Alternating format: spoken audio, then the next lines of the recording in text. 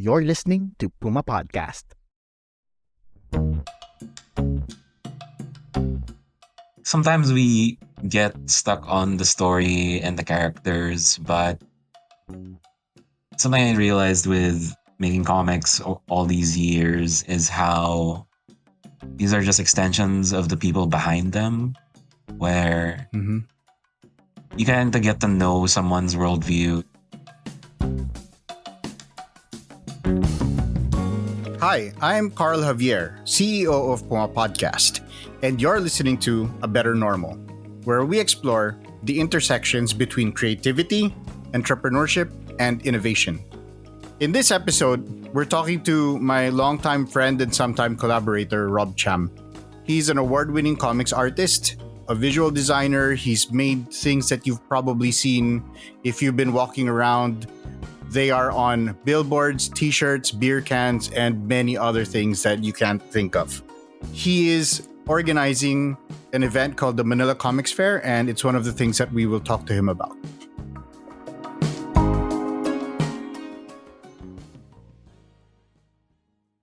All right. Hi, Rob. Welcome to A Better Normal.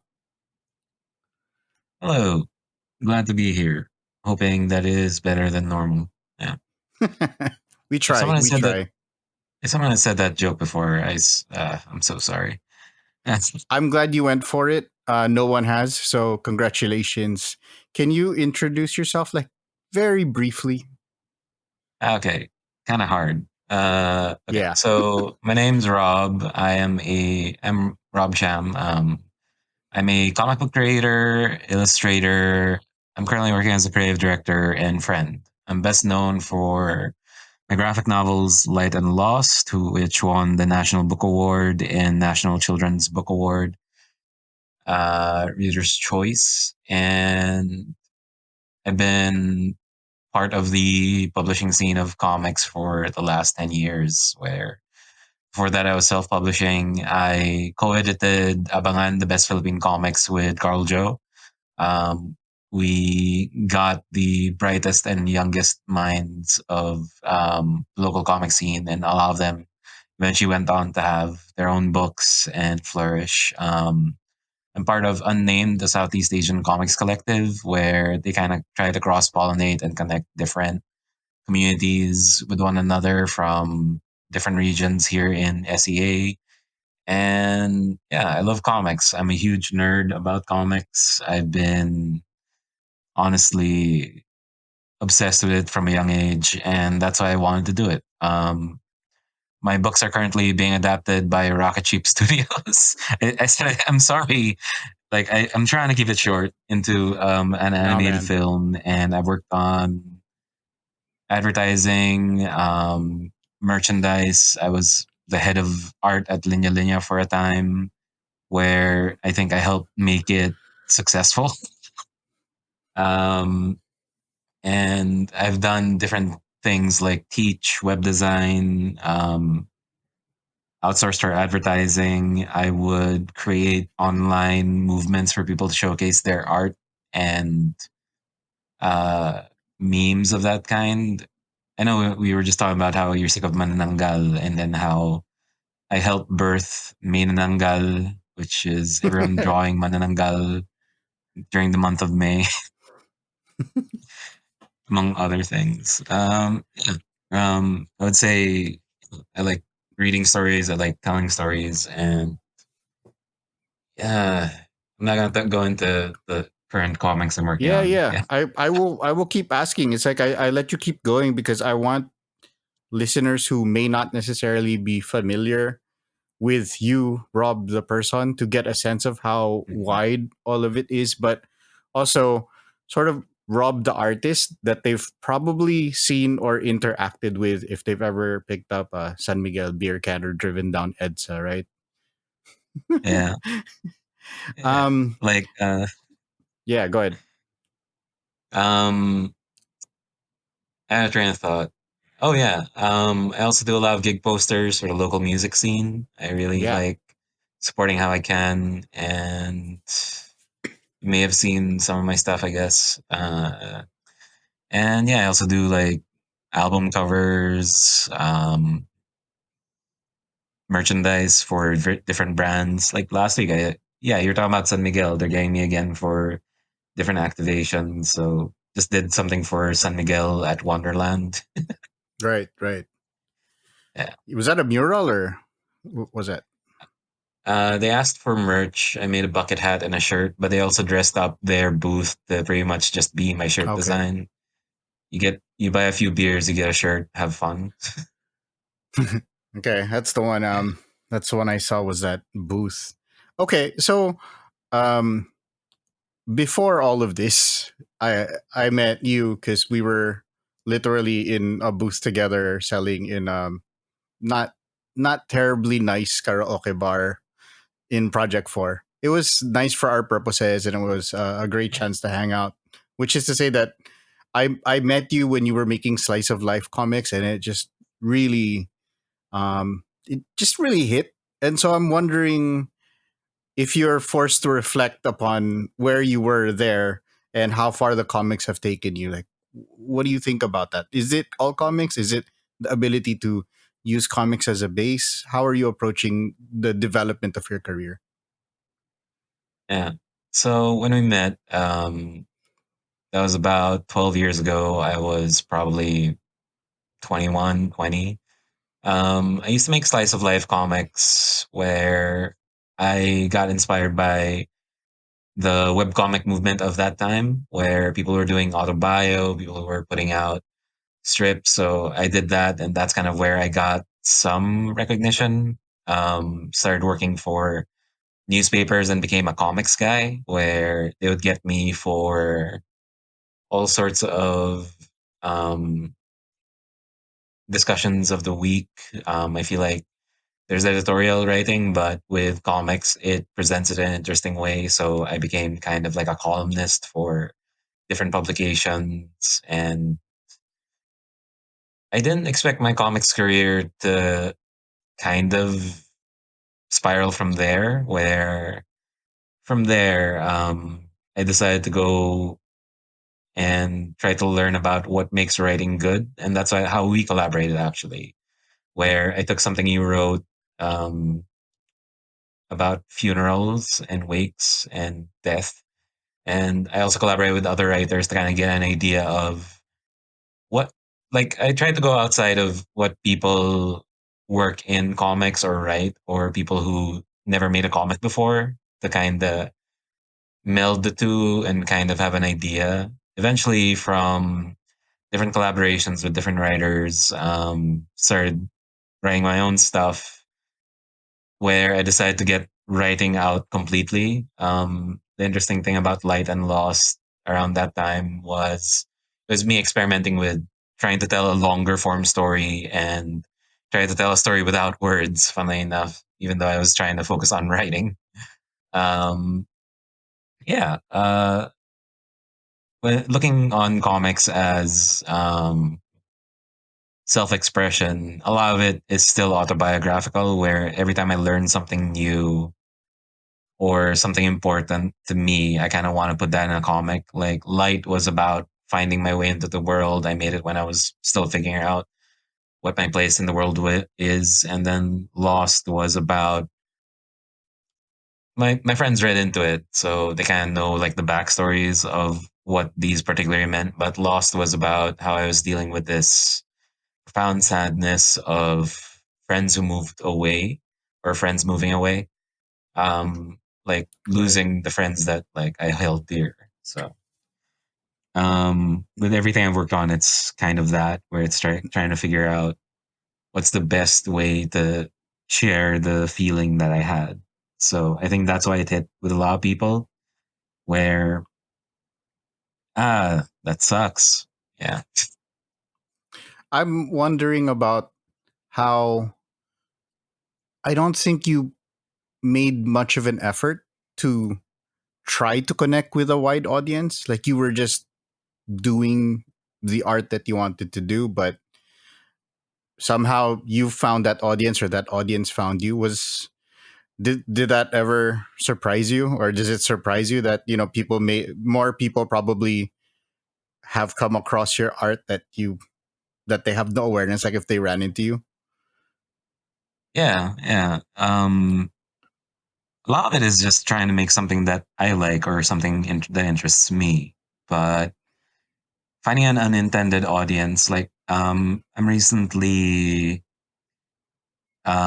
started being active in this gig community. It's called the Flying Lugao. It's a music community to kind of celebrate local music acts and try to put together shows. So like I would Mm-hmm. see kids who would just know me as that guy who did really good gig posters from like 6 years ago before the pandemic happened. So like they're kind of Right. like they've always been amazed about like how um I get to weave like small stories in my posters or it captures a really particular moment. So like stuff like that I would get from how meticulous I am with illustration, but also storytelling it through comics. And speaking of unintended audiences, like I think I skipped over how I made breakup comics a thing as a part of my identity. I moved past it, but like um I would try to write like small examinations every time I had a breakup of what that relationship meant to me. One was I'm looking forward to the future, and everyone kind of who's read that would tell me how it gave them hope. The other was this really bad one, and my conclusion to that over or the overall feeling I had with that was what a waste of my time. So that Okay. even resonated with other people who were just angry. um, and I think with Light and Lost, I really did not intend them to be children's books Yeah. or be read by children. I just wanted to make something I liked. And then I found an unintended audience where kids really gravitated towards it. The language barrier being gone is one thing. So reached a lot Yeah. more folks than I intended. But without words, it was like kids who didn't know how to read suddenly started wanting to read because they would read my comics and understand that this is what stories are. This is what they can do. They can make me feel. They can make me excited. And for them to not know how to read words, but know how a story is told with just my comics, like that was unintentionally like heavy and moving for me. Like, ah, I helped the kid want to read. Ah,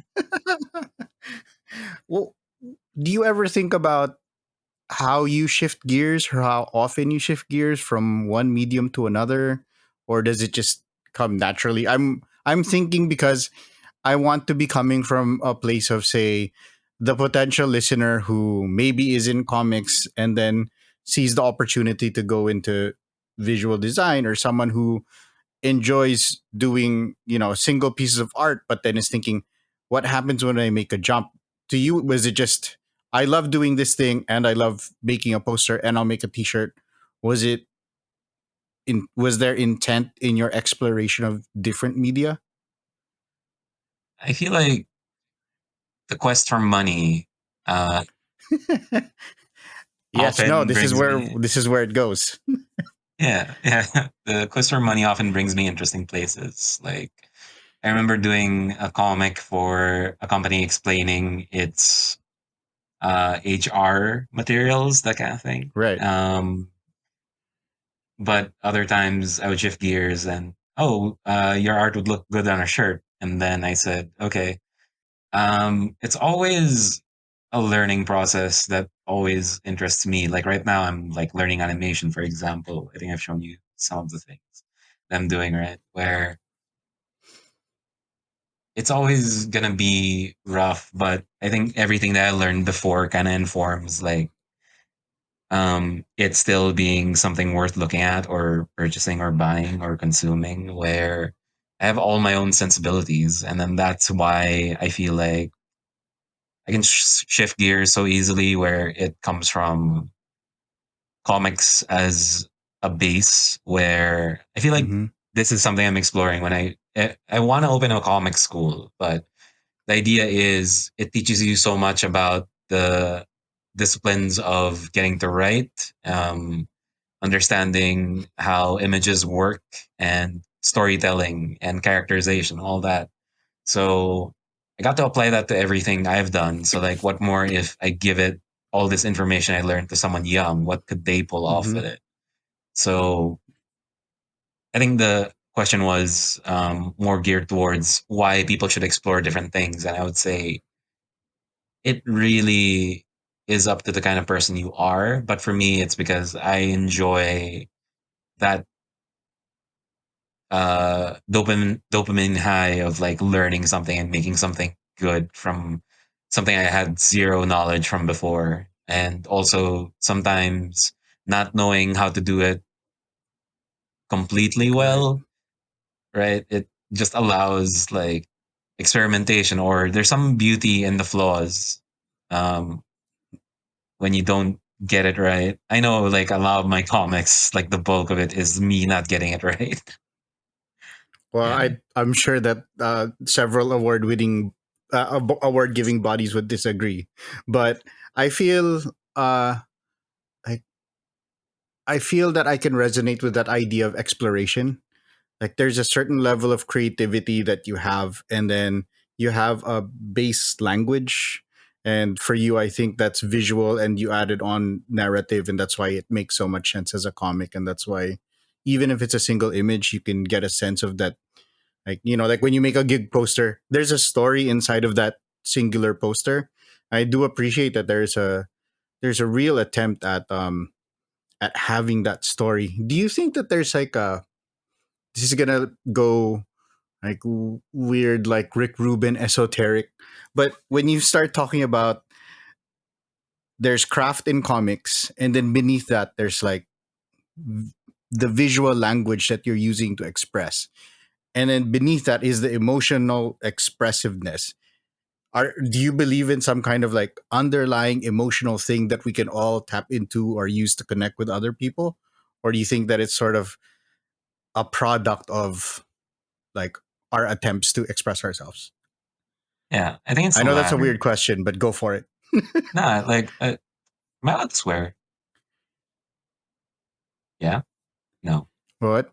Am I Yeah. allowed? Yeah. Okay. Oh, okay. So I fuck with that stuff. So, um, I, f- I feel like every art form is really just trying to connect with someone else, that whether it's trying to share a feeling or trying to um, feel like you're not alone. So the question was kind of, what is the core of why people do what they do? And I feel like that is communication. Like you could be a formalist where you're just trying to reinvent the wheel, but really we're just trying to be understood and understand other people. Yeah. So that's how I feel about it, where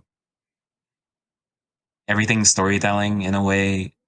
Like when you're talking about the gig posters where there are multiple stories there, another thing I do is try to tell the stories from just how a person is drawn, because Yeah. character design is something I love.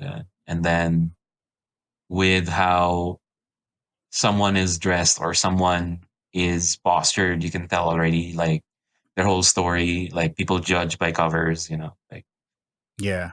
yeah. Well, another thing that I want to take from this part of the conversation is I'll bring up when Albert and I talked, our friend Albert, or when we had our interview slash almost like a therapy session for me. I told him that it was a struggle for me to overcome the idea that I was using my art to make money. And like it took years for me to overcome this sense of like the purity of art or all of this like it was a big drama thing for me. And I feel like for you it's not a thing. Was it ever a thing, or was it just sort of did it just always make sense that you can use it for personal purposes and for money making purposes? Okay. So I didn't grow up rich. I know my name connotes something else, but I'm from Baguio. I come from, I would say, middle class family. My dad was a banker. My mom was a principal. So money or making money to me makes sense. If you do get into art, you make money. They helped me grow up around artists who were making money off their art. Like the whole art industry is based off of exchange, where the value of a painting depends on the artist's reputation in a way. So that's how I came into understanding that if I do make art for money, it isn't selling out. It is the expectation that when you make something, it there is self-expression. There are stuff I made where it's like I just put it out into the internet, not expecting returns. But I don't have difficulty in trying to um what do you call it? Reconcile that I need money to keep making art. Um, that's why I kind of like came at my comics career from that angle, where I didn't take up an art course. Just for the listeners, took up management because my parents were expecting me to go into an art course, and I chose it upon myself that I need a fallback course. I kind of learned a lot from that uh, college experience, where it was about returns, um, costs, profits, margins, operational expenses, operations optimization. Yeah. So when Yeah. I got into the con scene, I kind of like applied what I learned where, okay, so what's more important, that you guarantee a sale or that you make something that is an awkward price point. So I looked at everyone kind of selling their books, and then their price points were interesting, where it's like 175, 150, 200. And then so Mm-hmm. I could have priced it that much. I know the value of my work, but then if I charge for 100 because it only cost me $50 to Xerox it, people are more willing to buy that. And then I don't have to give change of awkward denominations. So it also saved me a trip to the bank. Because if I put Yep. it at 175, like 25, 25. Yeah. Um, yeah. So for me, it's like, it doesn't have to come at it where you're trying to optimize the cost to profit ratio. It's like making a guaranteed sale. Like, that's why I used to do these things at pop-ups, where pay what you want, get what you pay for. And then I would explain to the person, if you pay 5 pesos for a portrait, you're just getting a stick figure. If you're paying Mm-hmm. me 200, it's going to be a nice stick figure. So,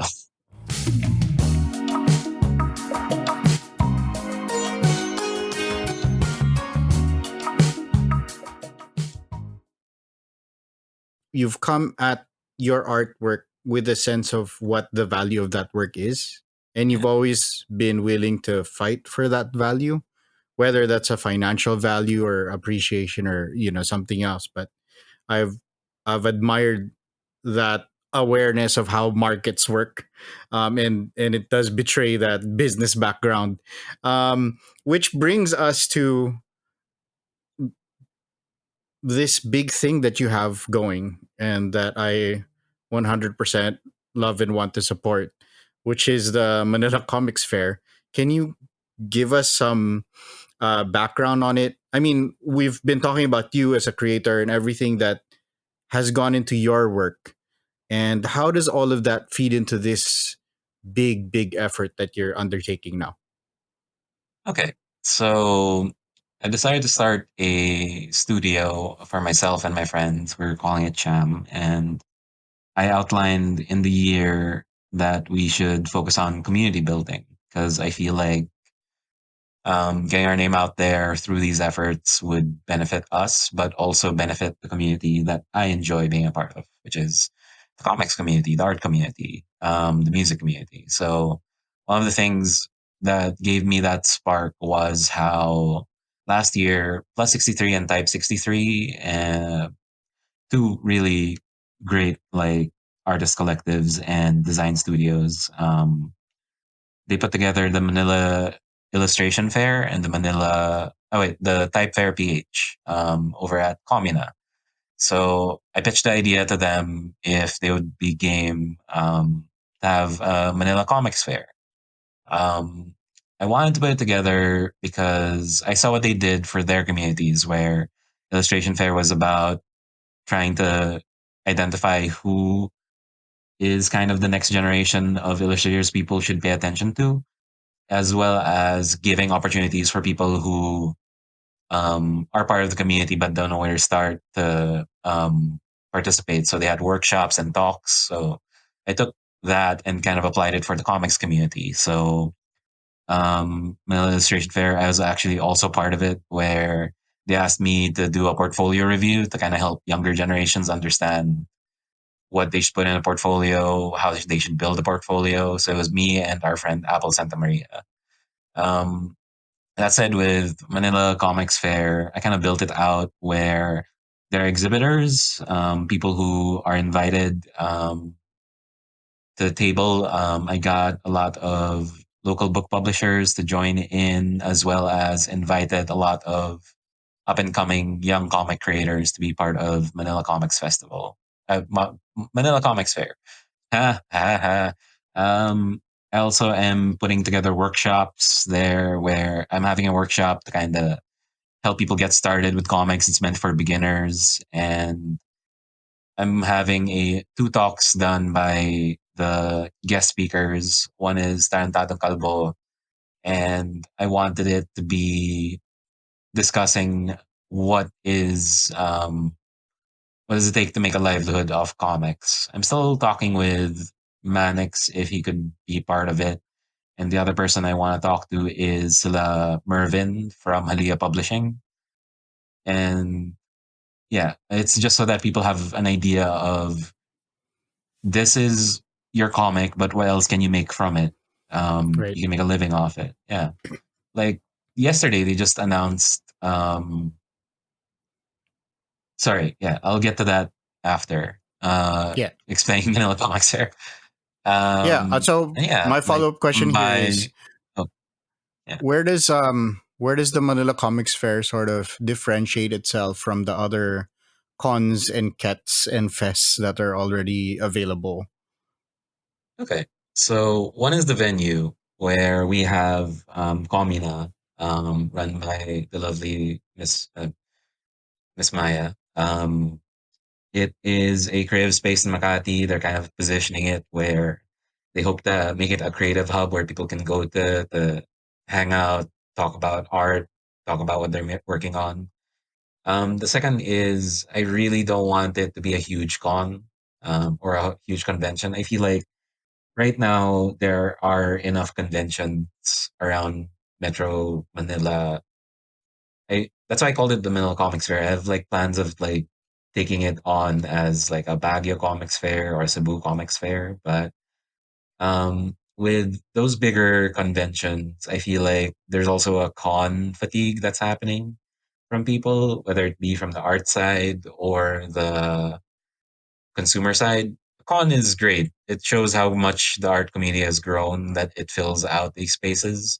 But I kind of wanted to put together something small or like Carl didn't mention this, but the like earlier in the pod recording, that small art fair that we were part of was called Better Living Through Xeroxography. I feel like that is the comfy size where it's in a place, people who are starting out and people who are just getting their grasp of who they are can kind of get together, buy from one another, learn from one another. And I kind of want that. So, yeah, it's just in line with something smaller, something more focused on people getting to know one another. Conventions are great, but I feel like it's this thing where it's huge, it's packed. You wouldn't Yeah. have time to get to know everyone. Or if you visit all the tables, I remember going to Comic Get last time and getting overwhelmed at a Oh, certain point. Yeah. Where yeah. what I like to do is go through each table to kind of see what the artist is doing. So I would spend like 3 minutes looking through all their wares, browsing the books, and then making a round and then coming Yeah. back and then buying the stuff. I couldn't do that last Comic Con. I was just like, "Ah, there's so many of you." Yeah. Yeah. Yeah, No, I not a bad think thing. I I Yeah, think it's a great thing, right? Like we're not saying growth and number of people showing up and things like that is necessarily bad. Like it's good for the community that there are more people who want to buy stuff. But I Yeah. 100% know the feeling. Like I've it's not that recent, but the last Comic-Con that I went to, I felt like I was too fat to go through the stalls. Like it was so tight to go through, and then you'd like bump into people and it was just uncomfortable to navigate. And I do think that there's something special.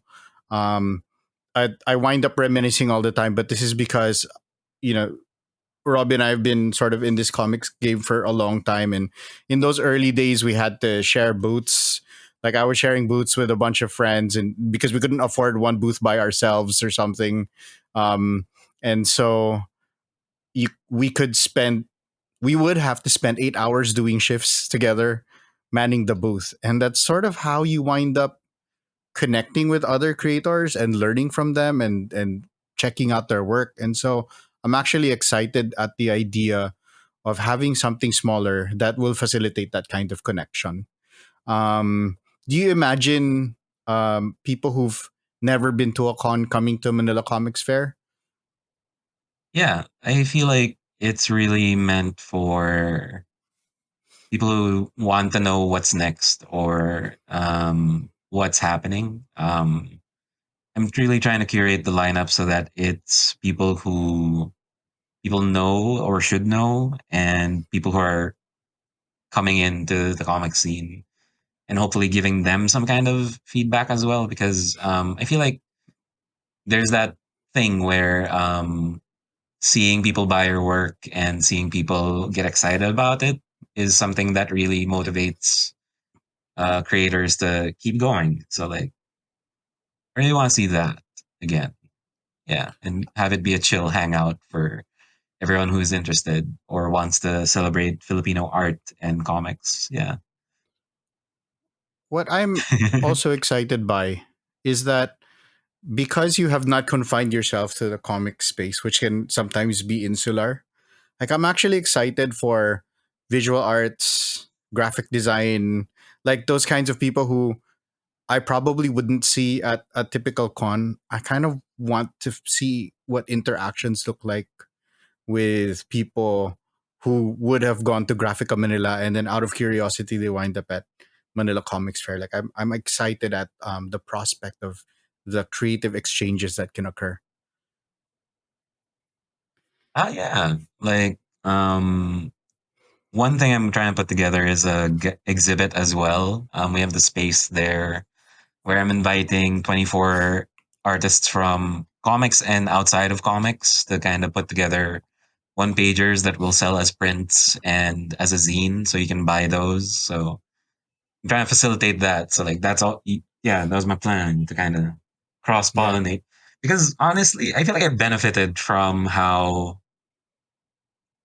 I like the comic scene, but also it can be insular. So like seeing different perspectives on like graphic design that has informed a lot of like decisions I made for composition and storytelling, and then from the music scene, it's just the DIY of it all. I mean, we're all punks here in like every art scene of Hmm. comics, music, where we're all we've got, so we gotta support each other, that kind of thing. Because Before we move from Manila Comics Fair, is there anything else that people who are interested in should know, or where can they go to learn more so that they can maybe get tickets or figure out when and how to get there?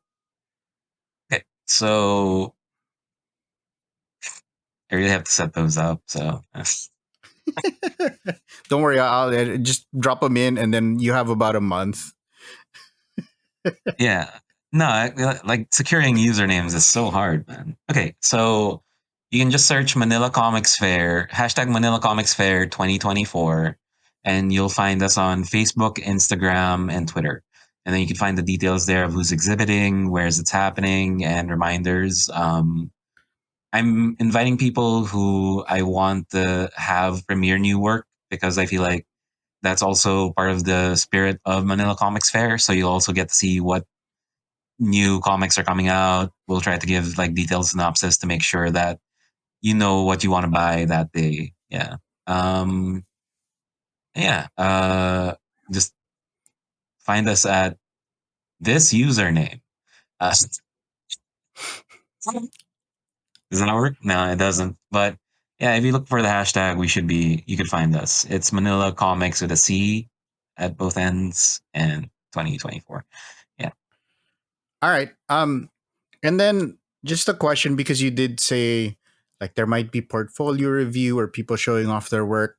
If it is my aspiration to have someone look at my comics, Mm. what would I do in the lead up to the comics fair to do that? Do they message you, or is that possible? Okay. So one thing that L, one of the people who was helping me organize this, had an idea for was sort of what BLTX did, where there is a table at the con where Mm-hmm. you can leave your comics and then we'll leave your zines and we'll handle selling for you. So like we're kind of doing Oh, that at the entrance table as well. If you're new to comics, you can print one out at home or at a print shop and then bring it there, limiting it to 10 copies. But yeah, you can leave it there, come back for it, and then we'll try to sell it for you. So at least some people get to sell as well, even though you've never tabled, and also you get to share new work. Um, Other stuff, if you are a new comics artist, I think by the time you hear this, the signups are closed for the tables, but there's always next year because I'm trying to make this a yearly thing. Um, Other places to share your work. Sadly, Pen Lab has passed away, so it really is about trying to just post your work out there. If you tag us on Twitter, like I'll try to retweet your work if I like it. okay. And then um, just to kind of round out this conversation, I want to go a little broad here, and ask you, like, why does comics matter? So many people uh, who are, I suppose, not properly informed, like to go around and say comics is dead, and then people get riled up when somebody says and then it becomes a big thing, and I think you and I, we've learned to ignore it. But why does, for the person who maybe dabbles and has an openness to reading Filipino comics, like why should they start? Why should it matter? There's multiple sides to it where honestly people's consumption habits of media has changed. So if people aren't interested in comics, that's fine. People aren't interested in books. People aren't interested in movies. Sometimes they just want like TV series on Netflix, that kind of thing. And I wouldn't want to ever chastise someone for choosing not to read or choosing not to watch certain things. Like, I feel like the comics industry or the comic scene here is in the same boat as any filmmaking thing here, where yeah, people are just trying to make the art they want to, and they need help from those who are interested. So I think just trying to be a beacon or trying to um, be a lighthouse to tell people where you can find these people who are making comics are. The internet does that really well. So um, it also really helps that if we have more of these community events, it doesn't have to be from me because, like, honestly, anyone can kind of put together something where they just connect with the people that they want to get to know and want to like have a community um, surrounding what they love. For me, I set this all up because I feel like there's not one person who's gonna solve it or like bring comics back. I definitely see how institutions like Comic Ed, Comic Con, and all these publishing houses, like they have this belief in us, and that belief comes from how we want to make sure that our stories are like told. One thing about why I love comics is my favorite medium, but the reason why I love Filipino comics is this is the stuff that these are stories about us. This is our culture, our community, our stories about things that we know, and it's important for us to build that like canon or culture around this is what we were here thinking about. This is who we were. So it doesn't just stay within this time frame. Like future generations will read it and think like that's what Elmer for me, like a book by Jerry Langilan, like it captures a certain moment in time of this is what Filipinos are like and this is what humanity is like. For me, there's that beauty to seeing people we know in the stories that we read, and as flawed as that may appear, yeah. Uh, for people who think um, comics isn't for them or comics isn't comics is dead, like you have every right to kind of think that way, but I will say that the stuff that's coming out now and the people who are making comics and will come out with stuff, I feel like you're gonna see stories that like you've never experienced before because of everyone's sensibilities, but you also get to see that uh, something outside of what you were expecting. So that's what's exciting about it. Yeah, Yeah. yeah, Yeah, no, I appreciate that because whether it's slice of life that suddenly hits you as something feeling so true, right, or something way out there fantastical. Like there's things that um will draw us in and make us experience things, and I always love it when it's coming from a Filipino context. It means a yeah. little more to me just because I know that the creator here is thinking about me and is similar to me and is not obsessed with some kind of nostalgia play or trying to hold on to some old form. Like I'm so excited about what these young creators who are doing things I can barely understand as comics. Like I'm so excited what that looks like in 5 years, man.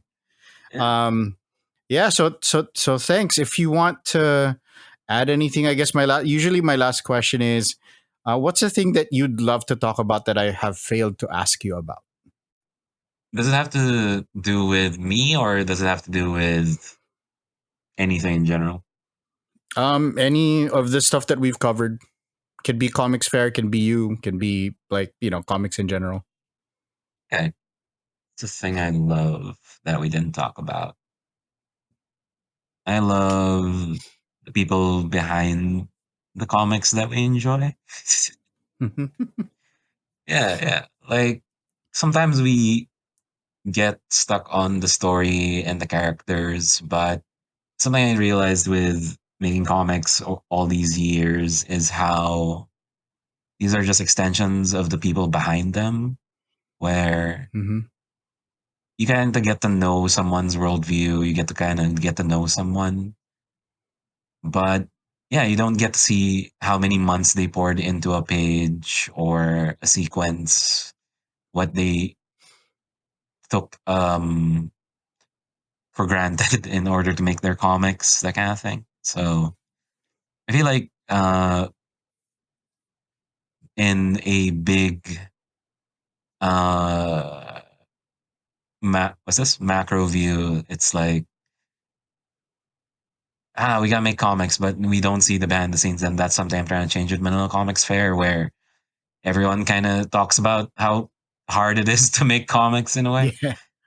But I want to say that I love the people behind the comics, so I want to highlight like I miss Jerry Langilan. I really like Budget Tan's works. I love Giselle Nicolas, Mm. AJ Bernardo, Noel Pascual. These are all great comic creators I've known through the years. If I keep naming names, that's kind of weird. But like, Yeah.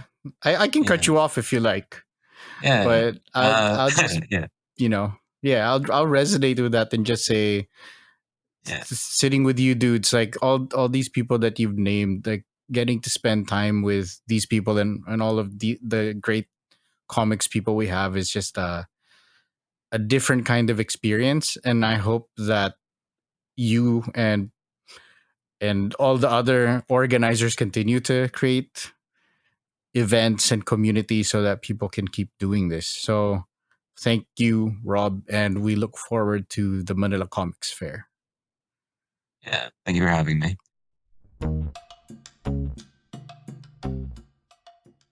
Right. So I think Rob and I went pretty deep on some of this comic stuff. So apologies if sometimes the conversation gets away from us. We do get carried away. But I'll round this out with just 3 takeaways. One, I appreciate how Rob takes all of these opportunities as learning experiences. And it's things that he learns that then he can turn into new pieces of art or things that allow him to explore new ways to express himself. The second thing is how he's focused on building the Manila Comics Fair because he wants to see more community building efforts, both within the comics community and then reaching out to other communities. We at Puma Podcast understand how important it is to build communities so that we can move our missions forward together. And the last thing is, I really am attached to the idea of how Rob thinks about art and expression, and where these expressions really are attempts at communication. And the reason we communicate is we want to connect with other people. And sometimes we might forget that, but it really is all about connecting. And so we hope that this episode helps you connect. Maybe you show up at the Manila Comics Fair so that you can connect to this really cool new community, or you make sure that you reach out to us at Puma Podcast so that you can connect better with us. Anyway, thanks to Rob for coming onto the show and having that great conversation with us. Thanks to you, listener, always coming to hang out, willing to learn, trying to build a better norm. And thanks to the team that makes this show possible, our producer, Geraldine Pascual, our editor, Mark Casillan, and the whole Puma Podcast team that supports it. I've been your host, Carl Javier, and you've been listening to A Better Normal. If you want to keep the conversation going, you can follow Puma Podcast on all the socials and follow me on IG. It's at Carl Javier, Carl with a C. If you liked this episode, please do me and at least one of your friends a favor.